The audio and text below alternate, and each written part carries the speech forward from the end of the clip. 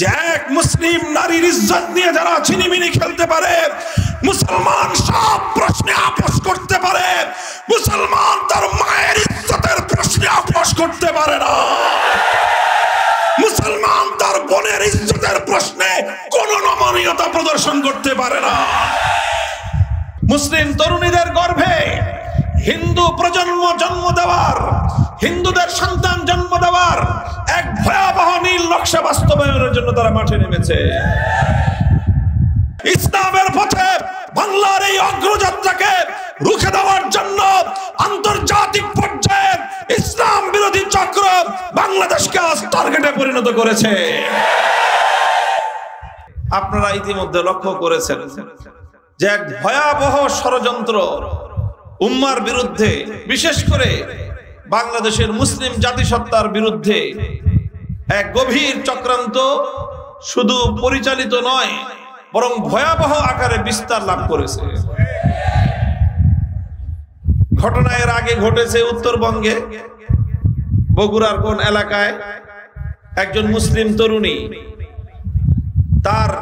তাকে যে কোনো ভাবে প্রলুব্ধ করে একটা বিধর্মী, একটা হিন্দু ছেলে তাকে ষড়যন্ত্রের ফাঁদে ফেলেছে এবং সেই মুসলিম তরুণীর সাথে সে যে কোনো ভাবে, যে কোনো ছলছুতোয় তার সরলতার সুযোগ নিয়ে তার শ্লীলতাহানি করেছে।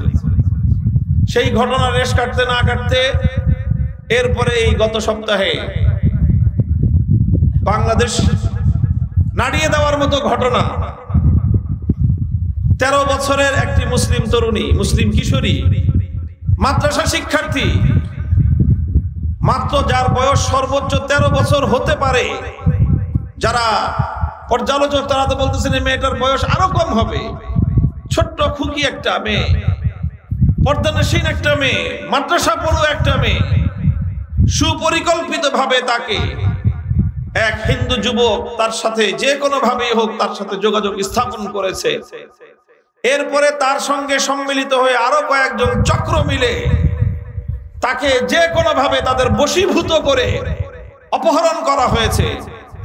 অপহরণ করে 3 দিন পর্যন্ত অবরুদ্ধ জায়গায় তাকে আটকে রেখে উপর্যুপরি মাধ্যমে সেই মেয়েটার জীবনকে একটা বিষণ্ণ, একটা ভয়াবহ এক জীবনের দিকে তাকে ঠেলে দেওয়া হয়েছে। একটার পর একটা ঘটনা ঘটছে। এরপরে সেই ঘটনাকে কেন্দ্র করে সবচেয়ে লজ্জাজনক, আতঙ্কজনক যেই কার্যক্রম হয়েছে সেটা হলো বাংলাদেশ রাষ্ট্রের গুরুত্বপূর্ণ প্রতিষ্ঠান, জনতার আস্থার জায়গা হওয়ার কথা, জনগণের জানমাল এবং ইজ্জতের নিরাপত্তার দায়িত্বে নিয়োজিত প্রতিষ্ঠান, আইন শৃঙ্খলা রক্ষাকারী বাহিনী, পুলিশের পক্ষ থেকে এই ঘটনায় যেই নাটক মঞ্চস্থ করা হয়েছে এবং যেইভাবে এই ঘটনার জন্য সাম্প্রদায়িক সম্প্রীতির নামে এবং সাম্প্রদায়িক সম্প্রীতি বজায় রাখার নামে মুসলমানদের গৌরব, মুসলমানদের আত্মমর্যাদাকে ধুলোয় মিশিয়ে দেওয়ার আয়োজন করা হয়েছে। সেখানে ইনিয়ে বিনিয়ে 13 বছরেরও কম একটি কিশোরী মেয়ের উপর দোষ চাপিয়ে একজন হিন্দু যুবকের অপরাধের পাল্লাকে হালকা করার, তার অপরাধকে ঢেকে দেওয়ার একটা কৌশলী উদ্যোগ গ্রহণ করা হয়েছে। মুহতারাম হাজিরিন, ঘটনা আমি লম্বা আলোচনা করব না এগুলো নিয়ে। শুধু এই ঘটনার ব্যাপারে আমি যতটুকু পর্যবেক্ষণ করেছি, যথেষ্ট পর্যালোচনা আমি ব্যক্তিগতভাবে করেছি। আমার কাছে মনে হয়েছে এই ঘটনার আদ্যপান্ত দেখে, বিবরণ পড়ে শুনে, যে এখানে তাকে যে কোনো উপায়ে বশীভূত করে অপহরণ করে তার সঙ্গে আচরণটা করা হয়েছে। বাংলাদেশের প্রচলিত আইনে যদি ধরা হয়, এত কাহিনীর করতে হয় না, এত কাহিনীর প্রয়োজন হয় না। এখানে নানাভাবে অপরাধকে ঢেকে দেওয়ার, আড়াল করার আইন শৃঙ্খলা রক্ষাকারী বাহিনীর পক্ষ থেকে নানা ধরনের কৌশল গ্রহণ করা হয়েছে, যাতে অপরাধের যেই প্রমাণ, সেই প্রমাণকে যেন মুছে ফেলা যায়। এটা গেল। এরপরে একটার পর একটা ঘটনা আপনারা লক্ষ্য করছেন।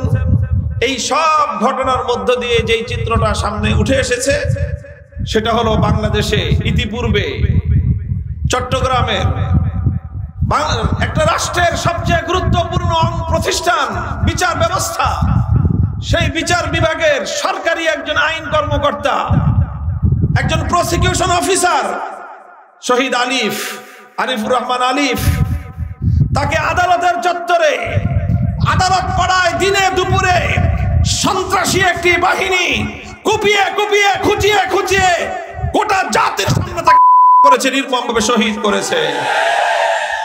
এবং সেই সন্ত্রাসী সংগঠনের পরিচয় কোনো গোপন পরিচয় নয়, বাংলাদেশের স্বাধীনতার বিরুদ্ধে সংঘাত এবং চরম আক্রমণকারী একটি প্রতিষ্ঠান নাম।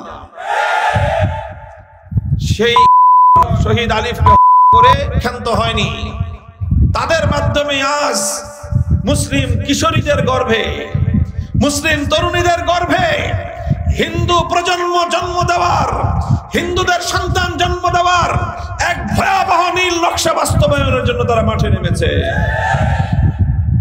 এই হলো দেশের পরিস্থিতি। এরপরে এই পরিস্থিতি নিয়ে যখন দেশের আলেম সমাজ জাতিকে সতর্ক করছে, দেশের ইমাম সাহেবরা যখন এই বিষয়টি নিয়ে মুসল্লিদেরকে সচেতনতামূলক কথা বলছে, যখন দেশের স্বাধীনতাকে রক্ষা করার জন্য, দেশের সাম্প্রদায়িক সম্প্রীতি রক্ষার জন্য ইসকন কর্তৃক এই সাম্প্রদায়িক উগ্র জঙ্গিবাদী গোষ্ঠী ইসকনের দেশ বিরোধী, ইসলাম বিরোধী, মানবতা বিরোধী ঘৃণ্য এই চক্রান্তের বিরুদ্ধে যখন জাতিকে সতর্ক করার জন্য মসজিদের মিম্বার থেকে কথা বলেছে, এই টঙ্গীতে লোমহর্ষক যেই ঘটনা সংঘটিত হয়েছে, বাংলাদেশের মতো একটি মুসলিম প্রধান দেশে এই ঘটনার কল্পনাও আমরা করতে পারি না। সেখানে সন্ত্রাসীরা টঙ্গীর মতো জায়গা থেকে, জনবহুল জায়গা থেকে অপহরণ করে নিয়ে গেছে তাকে, সেই বাংলাদেশের সীমান্ত এলাকায় সেখানে নিয়ে তারপরে তিনি উদ্ধার হয়েছেন, আবিষ্কৃত হয়েছেন এক ভয়াবহ নির্মম বাস্তবতায়। সেখানে তার পায়ের মধ্যে শেকল পড়ানো, অবরুদ্ধ অবস্থায়, একরকম বেহুশ অবস্থায়, অচেতন অবস্থায় তাকে উদ্ধার করা হয়েছে। তারপরে তিনি যেই বিবরণ দিয়েছেন, সেই বিবরণ থেকে গোটা জাতি আজ স্তম্ভিত হয়ে গিয়েছে।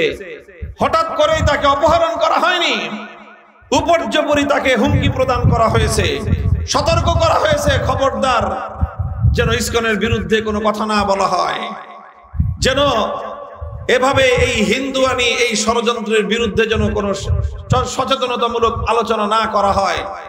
তিনি যখন তাদের হুমকিকে উপেক্ষা করে দায়িত্ব পালনে অব্যাহত রেখেছেন, দায়িত্ব পালন, তখনই তাকে এই ভয়াবহ অপহরণের এই ঘটনা ঘটানো হয়েছে। মুহতারাম হাজিরিন, ঘটনাগুলো একটার পর একটা ঘটতেছে এবং বাংলাদেশের বর্তমান যে রাজনৈতিক ক্রান্তিকাল, সেই ক্রান্তিকালে একটার পরে একটা নাশকতামূলক ঘটনা ঘটতেছে।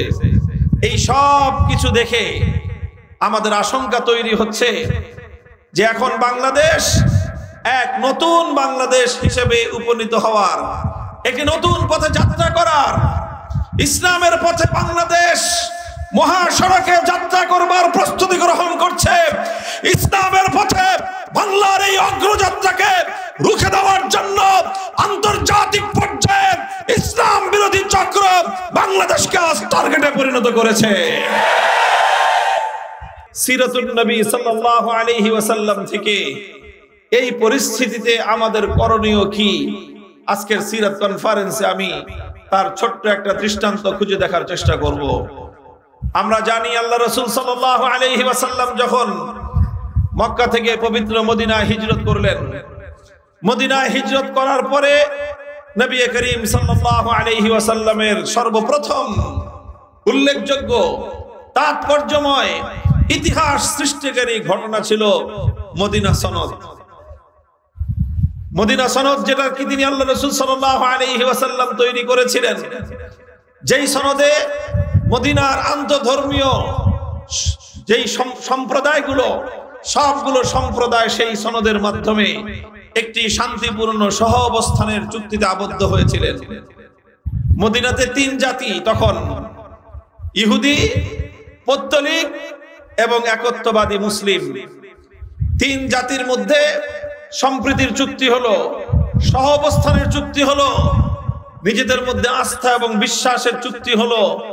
কেউ কারো বিরুদ্ধে ষড়যন্ত্র করবে না, কেউ কারো বিরুদ্ধে চক্রান্ত করবে না, কেউ কারো বিরুদ্ধে হামলা এবং আক্রমণ পরিচালনা করবে না, কেউ কারো বিরুদ্ধে শত্রুর সাথে হাত মেলাবে না। এই জাতীয় সুস্পষ্ট দফাগুলোর ভিত্তিতে মদিনা সনদ স্বাক্ষরিত হলো। মদিনা সনদের সর্বপ্রথম বড় ধরনের ভঙ্গ হলো একটি ঘটনাকে কেন্দ্র করে। মদিনাতে ইহুদি যে সম্প্রদায়গুলো ছিল তার মধ্যে উল্লেখযোগ্য সম্প্রদায় গণনা করতে গেলে তিনটি সম্প্রদায় হয়: বনু নজির, বনু কুরাইজা, বনু কাইনুকা। বনু কাইনুকা, বনু নজির আর বনু কুরাইজার পরেই যাদের অবস্থান ছিল মদিনায়। আল্লাহ রাসূল সাল্লাল্লাহু আলাইহি ওয়াসাল্লাম যখন ইসলামী ইতিহাসের প্রথমবারের মতো বদরের রণাঙ্গনে মক্কার কুরাইশদের বিরুদ্ধে যুদ্ধে অবতীর্ণ হলেন, 313 জন সৈনিক নিয়ে আল্লাহর পয়গম্বরের নেতৃত্বে বদর যুদ্ধে আল্লাহ পাক রব্বুল আলামিন ইসলাম এবং মুসলমানদেরকে ঐতিহাসিক বিজয় দান করলেন। যেই বিজয়ে মুসলমানদের মনোবল আকাশচুম্বী উত্তোলিত হলো, মুসলমানদের আত্মবিশ্বাস বেড়ে গেল। আল্লাহ পাক রব্বুল আলামিন বদরের যুদ্ধের মাধ্যমে ইসলামের এক নতুন যাত্রা সূচনা করলেন এবং এই বদরের যুদ্ধে মক্কার কুরাইশদের কোমর ভেঙে গেল এবং ইসলামের এক অভাবনীয় উত্থান ঘটে গেল। ইসলামের এই উত্থানে মদিনার ইহুদিদের অন্তরের মধ্যে, তাদের মনে বিদ্বেষের আগুন জ্বলে উঠল, হিংসার আগুন। অথচ তাদের সাথে শান্তিপূর্ণ সহ অবস্থানের চুক্তি, সেই চুক্তি তারা উপর্যুপরি ভঙ্গ করতে লাগলো, মুসলমানদেরকে উত্তপ্ত করতে লাগলো। ইতিহাস লেখে ইহুদিরা তখন মুসলমানদেরকে দেখলেই বলতো, তোমরা মক্কার কুরাইশদের বিরুদ্ধে যুদ্ধে বিজয় অর্জন করেছো, তাই বলে মনে ভেবো না যে তোমরা ইহুদিদের সাথেও পারবে। মক্কার কুরাইশরা তারা যোদ্ধা জাতি না, যুদ্ধের কৌশল তারা জানে না, শিক্ষা দীক্ষা লাভ করে নাই, মূর্খ জাতি। এই জন্য তাদের বিরুদ্ধে তোমরা যুদ্ধ বিজয় অর্জন করেছো। যদি কোনোদিন ইহুদিদের সাথে তোমাদের যুদ্ধ হয়, সেদিন টের পাবা যে যুদ্ধ কত কঠিন এবং তখন তোমরা কোনোভাবেই আর বিজয় অর্জন করতে পারবে না। এই কথার মাধ্যমে মুসলমানদেরকে উপর্যুপরি তারা উত্তপ্ত করত, উস্কানি দিত। উস্কানির একটা মাত্রা এমন একটা পর্যায়ে পৌঁছলো, তারিখের কিতাবের মধ্যে লেখা হয় যে একদিন বাজারে একজন মুসলিম রমণী, মুসলিম নারী, তিনি বাজারে পণ্য ক্রয় করতে গেলেন। সেই আরবের তৎকালীন সমাজ ব্যবস্থায় সেই স্বাভাবিক রীতিনীতি অনুযায়ী একজন সম্ভ্রান্ত মুসলিম নারী তিনি যখন পণ্য ক্রয় করতে বাজারে গিয়ে কোনো একজন বিক্রেতার পণ্য পরখ করতেছিলেন, পণ্য দেখতেছিলেন, বসে বসে বসে পণ্য পরখ করতেছিলেন, খেজুর অথবা অন্য কিছু যে দেখে কিনবেন। ঠিক ওই সময় এক দুষ্ট ইহুদি পিছন থেকে এসে মুসলিম নারীর সম্মান নষ্ট করার জন্য, অপমান করার জন্য তার শরীরে যে পরিধেয় কাপড় ছিল, আমরা জানি মানুষ শরীরে দুইটা কাপড় পরে প্রধানত, একটা ঊর্ধ্বাঙ্গে আর একটা নিম্নাঙ্গে পরে। পুরুষরা আমরা যেটাই পরি, পাঞ্জাবি পরি, নিচে লুঙ্গি পরি, পাজামা পরি, শার্ট পরে, প্যান্ট পরা হয়। মহিলারা পরলে উপরে কামিজ পরে, নিচে সালোয়ার পরে, অথবা অন্য কোনো কিছু, যেটা উপরে শাড়ি পরলে নিচে পেটিকোট পরে। এই জাতীয় নানা ধরনের পোশাক আছে, কিন্তু সাকুল্যে যেটা বলা যায় ইজারুন ওয়া রিদাউন, উপরে চাদর পরা হয়, নিচে একটা লুঙ্গি অথবা একটা আরেকটা চাদর, যেটাকে ইজার বলা হয়, ইজার পরিধান করা হয়। তো মদিনার আরবের তৎকালীন সময়ের যে পোশাকের যে নীতি ছিল, সেই নীতি অনুযায়ী নিচের পোশাকটা ঢোলা থাকতো, যেটাকে আমাদের বাংলায় ঘাগরা বলা চলে, আর উপরের শরীরের মধ্যে একটা কামিজের মতো পড়া থাকতো। তো ওই দুরাচার ইহুদি পেছন দিক থেকে এসে ওই মহিলার নিচের অংশের যে ঘাগরা অথবা তার যে আপনার পেটিকোটের মতো যে কাপড়টা পরিধান করা ছিলেন তিনি, ওই কাপড়ের নিম্নাঙ্গের সাথে একটা কাঁটা দিয়ে তার অজান্তে পেছন দিকে তার উপরের কাপড়ের সাথে আটকে দিয়েছে। বুঝেন না এই ঘটনা? নিচের কাপড়টাকে একটু করে তুলে একটা কাঁটা দিয়ে পিঠের পিছনের কাপড়ের সাথে আটকে দিয়েছে। কারণ স্বাভাবিকভাবেই যখন মহিলা তিনি যখন উঠে দাঁড়িয়েছেন বসা অবস্থা থেকে, উঠে দাঁড়ানোর সাথে সাথে তার উপরের কাপড়ের সাথে নিম্নের কাপড় পিছন দিক থেকে উপরে উঠে গেছে। একটা অসম্মান, কত বড় একটা অমর্যাদা একজন সম্ভ্রান্ত নারীর জন্য এটা, যে শত শত হাজার হাজার মানুষ বাজারের মধ্যে তার সদর খুলে গেছে। আর এই যখন একজন মহিলা এমন অপমানিত হলেন, অসম্মানিত হলেন, ইহুদিরা যারা এই চক্রান্ত করেছিল, দুষ্ট চক্র, তারা এটা উল্লাসে ফেটে পড়ল। একজন মুসলিম রমণীকে অসম্মান করে, অপমান করে তারা উল্লাসে ফেটে পড়ল। তারা আরো বেশি তাকে অপমান করতে লাগলো।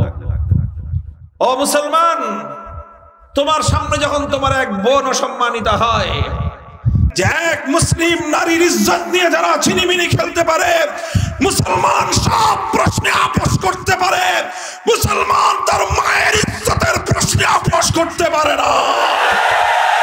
মুসলমান তার বোনের ইজ্জতের প্রশ্নে কোন নমনীয়তা প্রদর্শন করতে পারে না। আল্লাহর পয়গম্বর ফয়সালা ঘোষণা করলেন, বনু কাইনুকা তারা আমার এক কন্যাকে অপমান করেছে, এবং যেই মুসলমান সেই দুরাচারের বিরুদ্ধে তরবারি উন্মুক্ত করেছে, তার তরবারিতে যথাযথ ফয়সালাই কার্যকর হয়েছিল। সুতরাং ইহুদিরা তাকে করে দ্বিতীয় অপরাধ তারা করেছে, একজন নিরপরাধ মুসলমানকে তারা শহীদ করেছে। কাজেই এখন বনু কাইনুকাকে আমাদের এই দুই ঘটনার জন্য তাদেরকে মাথা পেতে অপরাধ স্বীকার করে আমার এই নিহত মুসলমানের মৃত্যুর বিনিময়ে তাকে তার ক্ষতিপূরণ রক্তপান দিয়ত দিতে হবে। বনু কাইনুকায়ের লোকজন দিয়ত দিতে গরিমসি করবার সঙ্গে সঙ্গে আল্লাহর রাসূল সাল্লাল্লাহু আলাইহি ওয়াসাল্লাম ফয়সালা শুনায় দিলেন, বিশ্বাসঘাতকতা করেছে বনু কাইনুকা, চুক্তি ভঙ্গ করেছে বনু কাইনুকা। তারা মুসলমানদের সঙ্গে শান্তিপূর্ণ সসম্মানে অবস্থান করবার যেই চুক্তি করেছিল, সেই চুক্তি ভঙ্গ করার মাধ্যমে মদিনাতে অবস্থান করবার অধিকার তারা হারিয়ে ফেলেছে। সুতরাং আল্লাহর পয়গম্বর ঘোষণা করলেন, বনু কাইনুকা মদিনায় বসবাস করতে পারবে না, তাদেরকে মদিনা ছেড়ে বাইরে চলে যেতে হবে।